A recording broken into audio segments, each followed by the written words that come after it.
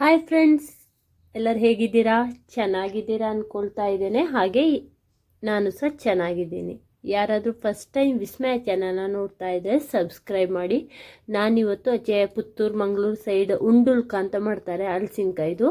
ಅದನ್ನು ಹೇಗೆ ಮಾಡೋದು ಅಂತ ತೋರಿಸ್ತಾ ಇದ್ದೇನೆ. ಇಲ್ಲಿ ನಾನು 4 ಗ್ಲಾಸ್ ಆಗುವಷ್ಟು ಅಕ್ಕಿಯನ್ನು ತಗೊಂಡಿದ್ದೇನೆ. ಅದನ್ನು ಚೆನ್ನಾಗಿ ನೆನೆಸಿ ಇಟ್ಕೊಳ್ಬೇಕು, ಒಂದು 2ರಿಂದ 3 ಗಂಟೆ. ನೆಕ್ಸ್ಟ್ ಈಗ ತೆಂಗಿನ ತುರಿ, ಸ್ವಲ್ಪ ರುಚಿಗೆ ತಕ್ಕಷ್ಟು ಉಪ್ಪು, ಜೀರಿಗೆ ಮತ್ತು ಸ್ವಲ್ಪ ಅರಶಿಣ. ಮತ್ತು ಇದು ಮತ್ತೆ ಬೇಕಾಗಿದ್ದು ಹೇಳ್ತೇನೆ ನಾನು. ಇವಾಗ ಹಲಸಿನಕಾಯಿನ ಅದನ್ನು ಉಪ್ಪಿಗೆ ಹಾಕಿಟ್ಟಿದ್ದು, ಕಳೆದ ವರ್ಷ ಹಾಕಿದ್ದು ಈ ವರ್ಷ ಮಾಡುವಂಥದ್ದು. ಈಗ ಹಲಸಿನಕಾಯಿ ಅದನ್ನು ಚೆನ್ನಾಗಿ ವಾಶ್ ಮಾಡ್ಕೊಂಡು ಅದನ್ನು ಹಾಕೊಳ್ತಾ ಇದ್ದೇನೆ. ಹಾಗೆ ಅಕ್ಕಿ ಸಹ ಹಾಕ್ಕೊಂಡು ಅದಕ್ಕೆ ಬೇಕಾಗಿದ್ದು ಯಾವುದು, ನಾನು ಜೀರಿಗೆ, ಉಪ್ಪು, ಅರಿಶಿಣ ಹೇಳಿದೆ ಅಲ್ವಾ, ಅದನ್ನೆಲ್ಲ ಸ್ವಲ್ಪ ಸ್ವಲ್ಪ ಮಿಕ್ಸ್ ಮಾಡಿಕೊಂಡು ಚೆನ್ನಾಗಿ, ತುಂಬ ನುಣ್ಣಗೆ ಅಂತ ಹೇಳಿದ್ರೆ ಸ್ವಲ್ಪ ಗಟ್ಟಿ ಇದ್ರೂ ಪರವಾಗಿಲ್ಲ, ಚೆನ್ನಾಗಿ ರುಬ್ಕೊಳ್ಬೇಕೀಗ.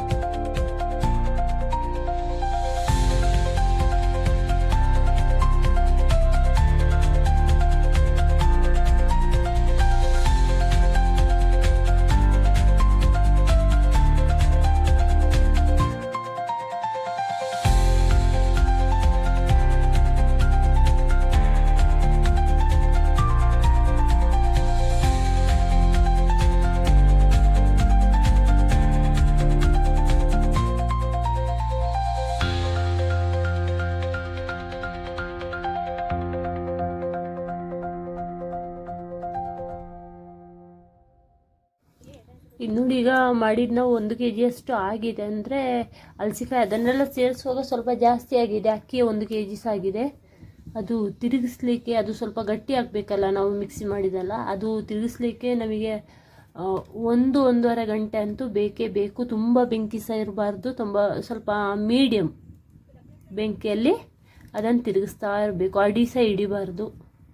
ನೋಡಿ, ಇಷ್ಟ ಆಗಿದೆ ಹಿಟ್ಟು ನೋಡಿ. ಇನ್ನು ಇದನ್ನು ಚೆನ್ನಾಗಿ ನಾದ್ಕೊಡುವ. ನೋಡಿ, ನಾವು ಮಾಮೂಲಿಯಾಗಿ ಚಪಾತಿ ಹಿಟ್ಟು, ರೊಟ್ಟಿ ಹಿಟ್ಟೆಲ್ಲ ಮಾಡ್ಕೊಳ್ತೇವಲ್ಲ, ಅದೇ ರೀತಿ ಮಾಡಿಕೊಂಡ್ರೆ ಆಯಿತು. ನನಗೆ ಇದರಲ್ಲಿ ಈಗ ಒಂದು 3 ಉಂಡೆ ಆಗಿದೆ ದೊಡ್ಡದು. ಇದು ಅಕ್ಕ ಈಗ ನಾದ್ತಾ ಇರೋದು. ಅಕ್ಕ ಮತ್ತು ಅಮ್ಮನ ಕೆಲಸ, ನನಗೆ ವಿಡಿಯೋ ಮಾಡೋ ಕೆಲಸ.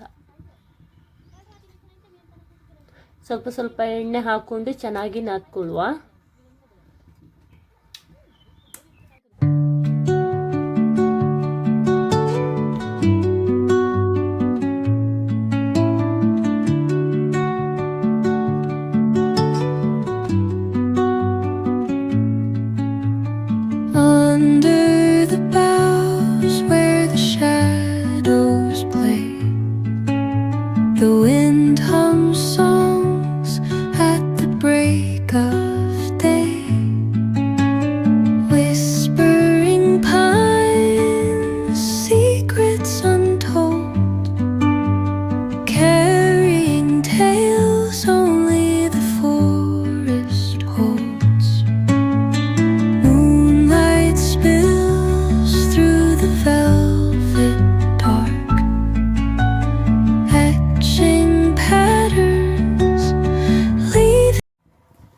ಈಗ ನಾನಿಲ್ಲಿ ಕೊಬ್ಬರಿನ ಚಿಕ್ಕದಾಗಿ ಪೀಸ್ ಮಾಡಿ ಇಟ್ಕೊಂಡಿದ್ದೇನೆ. ಅದನ್ನು ಈಗ ಸ್ವಲ್ಪ ಎಣ್ಣೆ ಹಾಕಿ ಸ್ವಲ್ಪ ಹಾಗೆ ಫ್ರೈ ಮಾಡ್ಕೊಳ್ತಾ ಇದ್ದೀನಿ.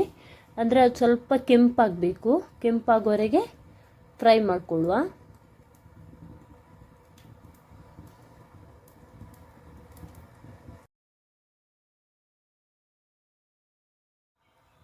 ಈಗ ನಾನು ಅದೇ ಬಾಣಲಿಗೆ ಸನ್ಪ್ಯೂರ್ ಎಣ್ಣೆ 1 ಲೀಟ್ರ್ ಆಗೋಷ್ಟು ಹಾಕ್ಕೊಳ್ತಾ ಇದ್ದೇನೆ. ಮತ್ತು ಬೇಕಾದರೆ ನಾವು ಮಿಕ್ಸ್ ಮಾಡ್ಕೊಳ್ಳೋ, ಸುಮ್ಮನೆ ಜಾಸ್ತಿ ಬೇಡ ಅಂತ ಹೇಳಿ 1 ಲೀಟ್ರ್ ಹಾಕ್ಕೊಳ್ತಾ ಇದ್ದೇನೆ.